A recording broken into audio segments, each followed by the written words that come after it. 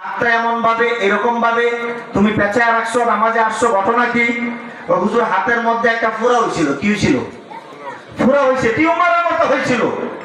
তো তুমি চিকিৎসা করাও নাই?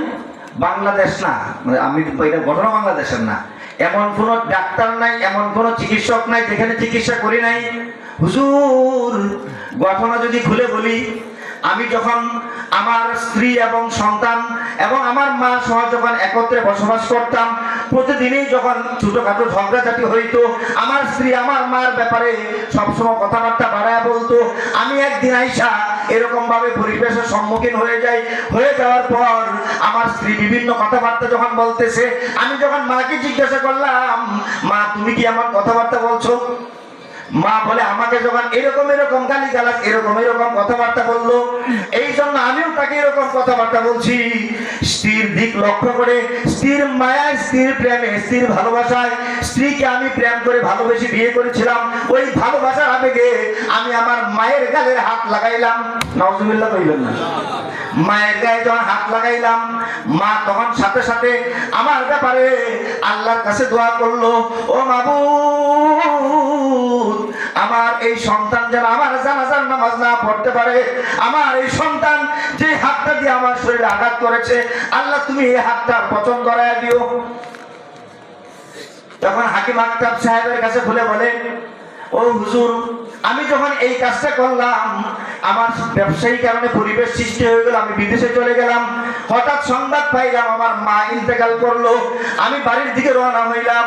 বাড়ির দিকে রওনা হওয়ার পর বাড়িতে আইসা বাড়ির সামনে পাইলাম মায়ের কবর। আমার বুঝতে বাকি নাই যে মা যে দোয়া করেছিল আমার সন্তান যেন আমার জানাজার নামাজ পড়াইতে না পারে, আমার মধ্যে এটা পেয়ে গেলাম। আমার মার জানাজা আমি পড়াইতে পারি নাই, জানাজার নামাজ পড়তে পারি নাই। তারপর হুজুর হাতের মধ্যে একটা পুরা হয়েছে, এটা গালাইলাম আরো বাড়তি। আবার ডাক্তারের কাছে গেলাম, অপারেশন করলো। আবার অপারেশনের পর অপারেশন, চিকিৎসার পর চিকিৎসা করতে করতে করতে করতে হাতটা পচন ধরে গেছে। এত দুর্গন্ধ হয়, যেই কারণে আমি মানুষ সমাজে যখন যাই তখন আমি হাতটা পেঁচাইয়া এমন ভাবে যাই যেন অন্য মানুষ গন্ধ না পায়। হুজুর, আমি বাস্তবে আমার মার যে বদুয়াটা আমাকে করেছিল আমি এটা পেয়ে গেলাম। এই জন্য যুবক ভাইদেরকে বলে যাই, বাবা মার প্রতি এমন কোন আচরণ করবে না। বাবা মার প্রতি যদি ভালো আচরণ করতে পারো, বাবা মার প্রতি যদি যত্নবান হতে পারো, মায়ের পায়ের নিচে আল তাহতু জান্নাতিল আকদামিল উম্মাহাত, মায়েদের পদতলে বেহেশত, মায়ের পায়ের নিচে সন্তানের বেহেশত। ও আমার বাবারা, বন্ধুরা, পর্দার মা বোনেরা, খুব ভালো করে বুঝে নাও। সংক্ষেপে শেষ করে দিচ্ছি। একবার যদি তোমার মায়ের চেহারার দিকে তাকাও, একটা কবুল উমরার সব তোমার আমলনামায় লেখা হয়ে যায়। সুবহানাল্লাহ। একবার মায়ের দিকে তাকাইলে একটা উমরার সব, আবার তাকাইলে আরেকটা সব। দিনে 4200 বার যদি তাকাও, 4200 উমরার সব তোমার আমলনামায় লেখা হয়।